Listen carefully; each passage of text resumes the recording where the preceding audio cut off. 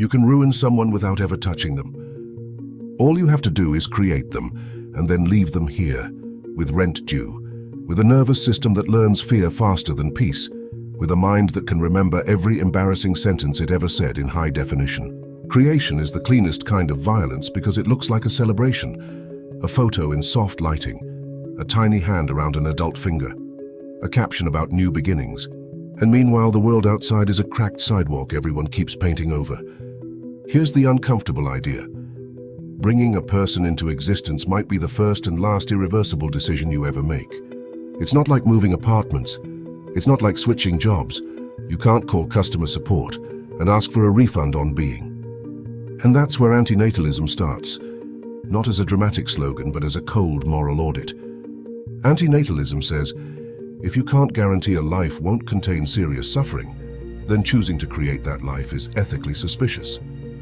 Not because life is always awful, but because you're gambling with someone else's skin. And people hate that framing, because it makes reproduction sound like a casino, like you're pulling a lever and hoping the new person lands on joy instead of chronic dread. But the antinatalist isn't necessarily saying, life is only pain. They're saying something sharper. Harm has a different weight than benefit when you didn't ask to play. Think about how we treat consent in every other domain.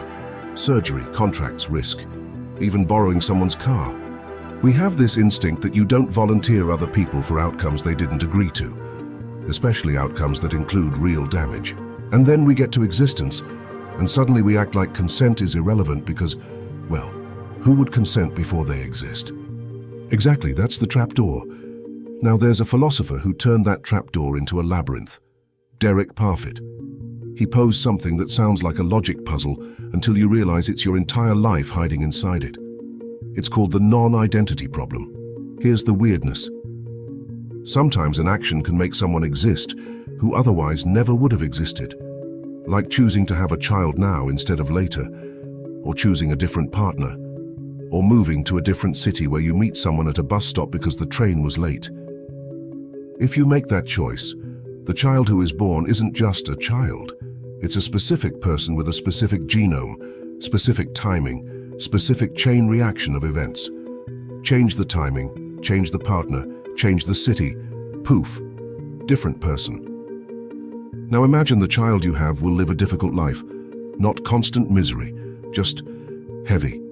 Anxiety, illness, loneliness, bad luck, the slow erosion that modern life does to a soul when it's forced to perform happiness for an audience. Did you harm them by creating them? The non-identity problem says it's hard to claim you harmed them because the alternative wasn't a better life for them. The alternative was nothing. They wouldn't exist. So who exactly did you harm? If they have a life worth living, even if it's rough, they can't say, you should have given me a better life, because the only way to give them anything at all was to create them in the first place, with the exact circumstances that shaped who they are. It's like trying to complain about the ticket price after you've already walked into the concert and become a fan of the band that only exists because you went. Parfit's paradox doesn't let you escape into easy guilt or easy innocence. It forces you to look at something we rarely admit. Most of morality was built for a world where people already exist, but creation sits before the moral rulebook. Like the printer that produces the paper the rulebook is written on. Now, micro scene. You're on your phone in the dead of night, thumb moving like a metronome. A pregnancy announcement slides past, then a video of a city burning in the distance, then a productivity guru telling you to optimize your mornings, then a clip of someone crying in their car because their job got cut, then an ad for baby monitors, then an ad for therapy, then an ad for teeth whitening. It's not that the world is purely bad. It's that the world is chaotic, indifferent, and constantly selling you the illusion that you are in control. And in that feed, a child isn't just a child. A child is a new account in the system, a new set of lungs that will have to inhale whatever the century pumps into the air, a new mind that will learn very quickly that love often comes with conditions and invoices. So the antinatalist looks at that and says, you can't justify creation by pointing to the happy moments, because happy moments don't erase forced risk. The joy doesn't cancel the dread like math on a spreadsheet. And then the rest of us say, but life can be beautiful. Yes, and a broken glass can glitter in sunlight. Beauty and harm are not opposites, they're roommates. Now here's where this topic gets dangerous, in the philosophical sense. Because the moment you accept that creating a person might be a harm, you have to admit something else. Every decision you make is a tiny act of creation and destruction, not just of babies, of futures, of selves. When you choose one path, you don't just pick it. You erase the other versions of you who would have happened, and we pretend that's normal, because we can't attend the funerals of lives that never existed. You're standing in an apartment you can't afford, trying to sound casual while the landlord talks about market rates. You sign the lease anyway, because the city you live in has started to feel like a room with no oxygen. You move, new streets, new friends, new grocery store, new language in your mouth, even if you're still speaking the same one. And one day, months later, you realize something with a strange calm. The person you would have become if you stayed. They're gone. Not dead, not tragically lost, just deleted. A possible future self quietly removed from the timeline like an unused file. That's the everyday version of the non-identity problem. We're constantly manufacturing identities by destroying alternatives, and we rarely call it what it is. Metaphysical collateral damage. This is where the butterfly effect stops being a cute phrase and starts feeling like a curse. Because your choices don't just change what you do, they change who exists. And the longer you live, the more ghosts you create. Ghosts of you. The you who would have married that person. The you who would have taken that job. The you who would have stayed sober during that hard year instead of numbing it out with a glowing rectangle. The you who would have called your father back before it got awkward for a decade. Those selves never get a voice. They never get a complaint. They never get a chance to say, hey, I wanted to exist too. So when we ask, is it ethical to bring a child into a broken world? We're also asking something broader. Is it ethical to play timeline roulette at all? Because you can't move without crushing some futures under your feet. If you listen closely, modern anxiety often sounds like a crowded hallway of unlived lives. Your nervous system doing trauma accounting in a spreadsheet, trying to reconcile which version of you was the right one, as if there was ever a safe version. This connects to something that people like Sigmund Freud and Carl Jung circled in different ways. We aren't one person, we're a committee. A messy internal parliament of drives, fears, ideals, and stories. And the modern world weaponizes that committee. It hands you endless identities like costumes.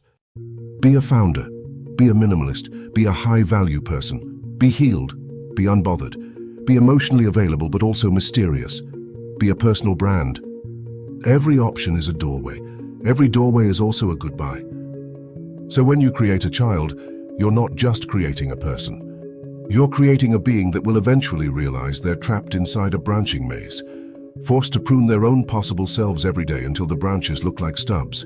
And they'll do it while the system screams at them to choose wisely. That brings us to the twist, the OT moment. The real moral discomfort isn't that life contains suffering, it's that existence is not neutral. We talk like coming into being is a gift, like the default state is nothing, and then you generously add life. But existence is a contract with fine print, written in invisible ink. You will crave, you will lose, you will be embarrassed, you will be misunderstood. You will watch people you love become strangers. You will get older inside a culture that treats aging like a software bug. You will spend years trying to buy back your own attention from companies that sell it in bulk. And you didn't sign. The ancient move is to say, but you get joy too. Yes, and you also get the hunger that makes joy feel urgent, the fear that makes joy feel fragile, the awareness that turns every good moment into a countdown. So is existence itself a harm? Here's the most honest answer. Existence is a risk imposed. Sometimes that risk pays out in meaning. Sometimes it pays out in regret. But the imposition is still real. And the deeper layer, the one people really avoid, is this. Most people don't create children because they've solved the moral equation. They do it because they want continuity. They want to outrun the void by leaving a footprint that breathes, not in a villain way, in a human way. But still, it's an attempt to negotiate with the universe. If I make something that looks like me, maybe I won't disappear. That's not love alone. That's fear wearing a family photo. This is where Friedrich Nietzsche haunts the conversation, not with quotes, but with the general idea that humans don't just seek pleasure. They seek justification. A reason their suffering wasn't meaningless, a way to say the pain had a shape. And that's where Viktor Frankl is relevant too. Meaning can redeem what would otherwise crush you. But meaning is not a guarantee you can ethically assign to someone else. Meaning is something you build inside your own cage. You can't promise it will form in theirs. So what do we do with this? Just sit in paralysis, staring at the moral abyss like it's a screensaver? No. Here are a few exits that don't require pretending everything is fine. First exit: stop treating creation as automatically virtuous. Whether it's creating a human, starting a company, moving cities, starting a relationship, drop the fairy tale that new equals good. New is just new. Ask, what risks am I imposing and on whom? This is attention hygiene in moral form. It's refusing to let the default setting of culture make decisions for you. Second exit: build a boundary between possible and owed. Modern life tortures you with infinite possibilities. You could be richer, hotter, calmer, more productive, more spiritual, more optimized. It makes you feel like every unchosen path is a personal failure. But you are not obligated to maximize every potential self. You are obligated to live one real life with integrity. That's not motivational. That's triage. It's choosing a single thread through the maze and accepting the ghosts without letting them run the house. Design your environment like you actually believe in causality. People talk about free will like it's a superhero power. In reality, most of your choices are just your surroundings voting on your behalf. If you're thinking about creating a life, any life, even just a new version of yourself, look at the room you're building it in. Your calendar, your finances, your support system, your habits, your attention. If the world you're offering is a constant state of almost okay, then don't be surprised when the being inside it grows up fluent in tension. That includes you. You're on a dating app, thumb hovering. One profile is safe, familiar, polite. The other is chaotic, magnetic, a little dangerous in a way that feels like being seen. You pick one, or you don't, and you'll never know the alternate life. But your nervous system will still act like it missed something. That's the human condition now. Infinite doors, no map, and the lingering suspicion that behind one of those doors was the version of you who finally felt at home. So maybe the ethical move, whether you're creating a child or creating a new self, isn't to chase certainty. It's to respect the weight of irreversible choices. To admit that some harms aren't dramatic. They're structural, like gravity. And to admit that love isn't just a feeling. It's a responsibility for the consequences you set in motion, even the ones you never witness. Antinatalism and the non-identity problem don't have to make you cynical. They can make you precise. They can make you stop lying to yourself about how clean your decisions are. Because every act of creation is also an act of selection. And selection is always quietly an act of erasure. So here's the question I'll leave you with, the kind you can't answer with a slogan.